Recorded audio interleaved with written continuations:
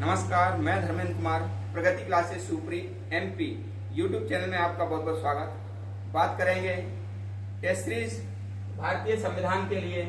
तो देखते हैं इसका सबसे पहला जो क्वेश्चन है, भारतीय संविधान कब लागू हुआ।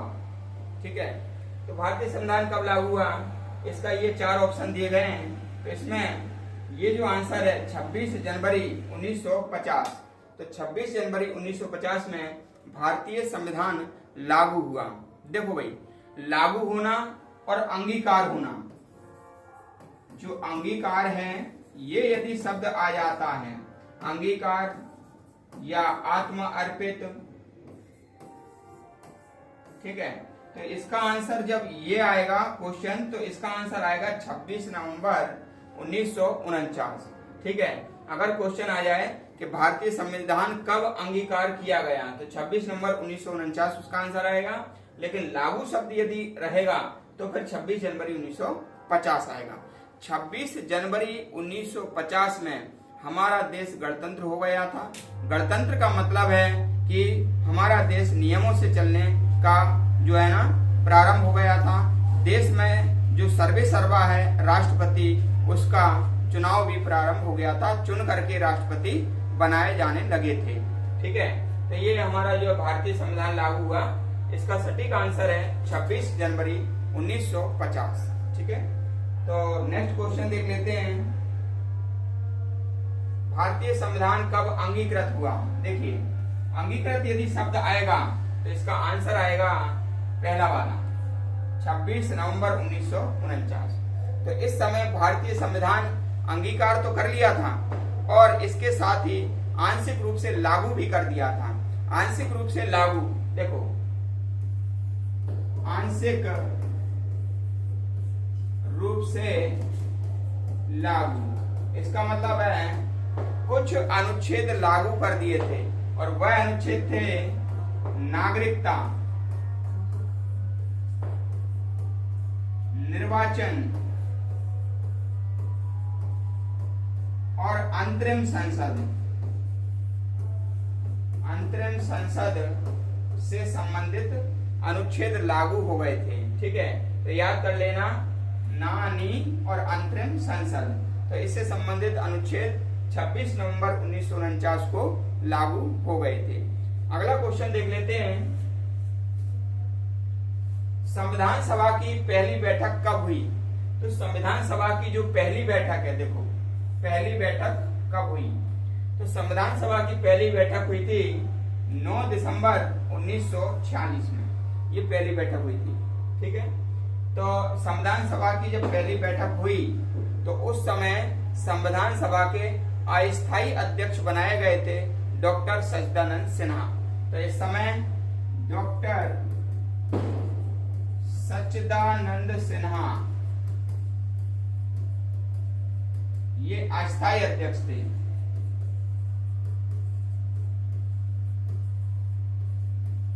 ठीक है, फिर प्रश्न आता है कि भाई दूसरी बैठक कब हुई। तो दूसरी बैठक हुई थी 11 दिसंबर 1946 में, और तीसरी बैठक हुई थी 13 दिसंबर 1946 में। तो ये 3 बैठकें 2-2 दिन के अंतराल में हुई, और तीनों की विशेषता ये है कि पहली बैठक में अस्थायी अध्यक्ष, दूसरी बैठक में राजेंद्र प्रसाद, डॉक्टर राजेंद्र प्रसाद को स्थायी अध्यक्ष बनाया था। ठीक है ना, स्थायी अध्यक्ष, स्थायी अध्यक्ष बनाया था। और तीसरी बैठक में क्या है, जवाहरलाल नेहरू ने उद्देश्य का प्रस्ताव पेश की थी। ठीक है ना, तो यहाँ पर ये लिख लेना, JL नेहरू ने उद्देश्य का प्रस्ताव, उद्देश्य का प्रस्ताव पेश की, और ये उद्देश्य का प्रस्ताव 22 जनवरी 1950 को पारित हुई। बहुत महत्वपूर्ण है ये। ठीक है ना, तो क्वेश्चन नंबर 3 का हो गया ये। चौथा देख लेते हैं, संविधान सभा के स्थायी अध्यक्ष कौन थे? तो अभी मैं एक्सप्लेन में बनाया है, आपको बताया कि स्थायी अध्यक्ष डॉक्टर राजेंद्र प्रसाद थे। ठीक है, डॉक्टर राजेंद्र प्रसाद संविधान सभा के स्थायी अध्यक्ष थे। ये भारत के पहले राष्ट्रपति हैं। ये बिहार के जीरादेई गांव से आते हैं। ठीक है, तो भारत के ये स्थायी जो संविधान सभा के स्थायी अध्यक्ष रहे हैं और प्रथम राष्ट्रपति रहे हैं। प्रथम राष्ट्रपति रहे हैं और एक ऐसे एकमात्र राष्ट्रपति ये रहे हैं कि संविधान सभा द्वारा इन्हें राष्ट्रपति बनाया गया था। एकमात्र हैं ऐसे। क्योंकि 1951-52 में आम चुनाव हुए और आम चुनाव होने के बाद फिर राष्ट्रपति का अप्रत्यक्ष रूप से चुनाव होना प्रारंभ हो गया था, तो फिर संविधान सभा के द्वारा बनना समाप्त हो गया था। ठीक है, तो अगला क्वेश्चन देख लेते हैं। प्रारूप समिति के अध्यक्ष कौन थे? देखो, प्रारूप समिति के अध्यक्ष डॉक्टर वी.आर. अम्बेडकर साहब थे। प्रारूप समिति के अध्यक्ष डॉक्टर वी.आर. अम्बेडकर साहब थे और प्रारूप समिति को कई अन्य नामों से जाना जाता है, जैसे कि इसको हम ड्राफ्टिंग कमेटी कहते हैं। ड्राफ्टिंग कमेटी का कहते हैं। पांडुलेखन समिति, पांडुलेखन समिति कहते हैं। ठीक है, तो इन नामों से इसे जानते हैं और इसमें एक अध्यक्ष थे, मतलब कुल 7 सदस्य थे। इसमें कुल 7 सदस्य थे। ठीक है ना, 7 सदस्य में एक डॉक्टर अंबेडकर अध्यक्ष थे। अध्यक्ष डॉक्टर अंबेडकर। ठीक है, अंबेडकर अध्यक्ष थे। और फिर जो 6 सदस्य थे उनकी मैं ट्रिक बता देता हूं। ना मोह के माटी, मोह के माटी, ये याद रख लेना आप।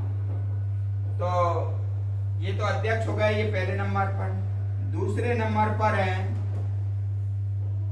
ये N Madhavrao. N Madhavrao.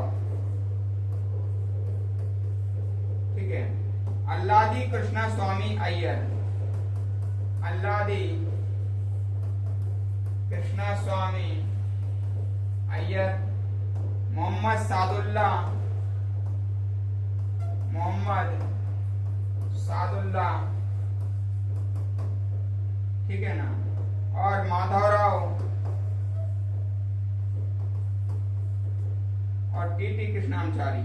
TT Krishnamachari, Krishnamachari. और इसमें एक और है, ना मोह के माटी। ना मोह के माटी, तो के से हो जाएगा के एम मुंशी। के एम मुंशी। ठीक है, तो इन सब में ये मात्र कांग्रेसी थे। ये मात्र कैसे थे? ये मात्र कांग्रेसी थे। ठीक है, तो ये ट्रिक आप याद रख लेना, ना मोह के माटी। ठीक है, और ये अध्यक्ष थे, ये 6 सदस्य थे। इन 7 सदस्यों में एकमात्र कांग्रेसी ये के एम मुंशी थे। के एम मुंशी का पूरा नाम है कन्हैयालाल मानिकलाल मुंशी। कन्हैयालाल मानिकलाल मुंशी। ठीक है, अगला प्रश्न देख लेते हैं। भारतीय संविधान का स्रोत किस देश से सबसे अधिक प्रभावित है? तो इसका ये अमेरिका, ब्रिटेन, कनाडा, आयरलैंड है। सही आंसर है ये ब्रिटेन। ठीक है, सही आंसर है ब्रिटेन। और ब्रिटेन को संविधान की आदि जननी कहते हैं। ब्रिटेन को क्या कहते हैं? संविधान की आदि जननी कहते हैं ब्रिटेन। ठीक है, और संसदीय व्यवस्था ब्रिटेन से ली गई है। मैं आपको बता देता हूं, ब्रिटेन से क्या क्या लिया गया है। देखो ये ब्रिटेन है और ब्रिटेन से क्या क्या लिया गया है, तो कुछ याद नहीं करना है, ABC याद करना है। क्या याद करना है? ABC। ए से एकल नागरिकता, एकल नागरिकता कहां से ली है? ब्रिटेन से ली है। बी से विधि का शासन, विधि का शासन कहां से लिया है? ब्रिटेन से, ठीक है। और सी यानी कि संसद से संबंधित कुछ भी कहां से लिया है? ब्रिटेन से लिया है, ठीक है। ब्रिटेन में संसद प्रमुख है, सर्वोच्च है, भारत में संविधान सर्वोच्च है। बस यही अंतर है, ब्रिटेन में संसद सर्वोच्च है और भारत में संविधान सर्वोच्च है। ये हमारा क्वेश्चन नंबर 6 था। अगला क्वेश्चन देखते हैं, संविधान दिवस कब मनाया जाता है? बहुत बढ़िया क्वेश्चन है ये। तो भैया संविधान दिवस मनाते हैं 26 नवंबर। संविधान दिवस मनाते हैं 26 नवंबर को, क्योंकि 26 नवंबर 1949 में संविधान बनकर तैयार हुआ था और आंशिक रूप से इसको लागू कर दिया था, अंगीकार किया था, आत्मर्पित भी किया था, ठीक है। तो 26 नवंबर को संविधान दिवस मनाते हैं और 2015 से मनाया जा रहा है।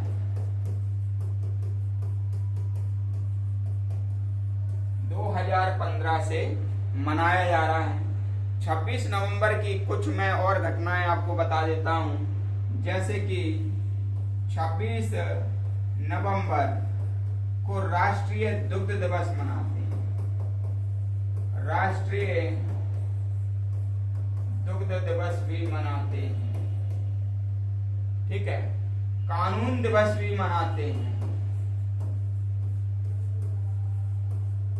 संविधान दिवस भी मनाते हैं और विधि दिवस भी मनाते हैं। और संविधान दिवस तो मनाते ही हैं। ये 26 नवंबर से जुड़ी घटनाएं हैं, ठीक है। अगला प्रश्न देख लेते हैं। अगला प्रश्न है, संविधान में प्रारंभ में कितने अनुच्छेद थे? तो संविधान में अनुच्छेद में ये प्रारंभ में अनुच्छेद थे 395, 395, ठीक है। अभी 468 है, लेकिन वो गणना की दृष्टि से, क्योंकि गणना की दृष्टि से बढ़ जाते हैं, क्योंकि उसमें सब अनुच्छेद आ जाते हैं। हमेशा ध्यान रखना कि मूल संविधान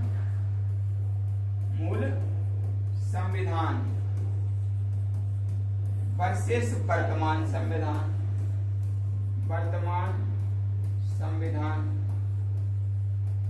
ठीक है। तो प्रारंभ में भाग जो अनुसूची थी, अनुसूची मूल संविधान में थी 8, वर्तमान में है 12। भाग प्रारंभ में थे 22, अभी गणना की दृष्टि से है 25। अनुच्छेद प्रारंभ में थे 395, अब है 468। लेकिन ये गणना की दृष्टि से है, जब आपको आए कि गणना की दृष्टि से, तब आपको ये वाले आंसर लगाना है। जब आपसे पूछा जाए कि गणना की दृष्टि से, तब आपको ये वाले आंसर लगाना है, ठीक है। अनुसूची लगा सकते हो कि अभी 12 हो गई हैं, उसमें गणना कोई दिक्कत नहीं, लेकिन भाग गणना की दृष्टि से, अनुच्छेद गणना की दृष्टि से, ठीक है। अगला प्रश्न है आपका, संविधान निर्माण में कितना समय लगा? ठीक है, तो संविधान निर्माण में जो समय लगा वो 2 वर्ष 11 माह और 18 दिन का समय लगा संविधान, भारतीय संविधान के निर्माण में, ठीक है। 2 वर्ष 11 माह 18 दिन का समय लगा भारतीय संविधान के निर्माण में। अगला प्रश्न देख लेते हैं, ठीक है। उद्देश्य प्रस्ताव किसने प्रस्तुत किया था? तो मैंने आपको बता दिया है कि जो उद्देश्य प्रस्ताव है वो जवाहरलाल नेहरू ने कब प्रस्ताव पेश किया था? वो किया था जो 13 दिसंबर 1946 में 13 दिसंबर 1946 में प्रस्तुत किया था, जो कि पारित कब हुआ? 22 जनवरी 1947 में पारित। ठीक है। उद्देशिका को प्रियम्बल भी कहते हैं, उद्देशिका को प्रियम्बल भी कहते हैं, प्रस्तावना भी कहते हैं। अभी तक एक बार इसमें संशोधन हुआ है, 42वां संविधान संशोधन 1976 में। ठीक है। तो ये हमारी जो टेस्ट सीरीज थी भारतीय संविधान से, और सभी इस चैनल को सब्सक्राइब करें, काफी अच्छे वीडियो इसमें लाऊंगा, यूनिक ट्रिक से उसको समझाऊंगा। और दोस्तों वीडियो को सभी को शेयर करें। आप इसको पसंद करेंगे, लाइक करेंगे तो मेरा मनोबल बढ़ेगा, मैं और अच्छे वीडियो लाऊंगा, यूनिक ट्रिक से आपको याद कराऊंगा। वीडियो देखने के लिए सभी का बहुत बहुत धन्यवाद।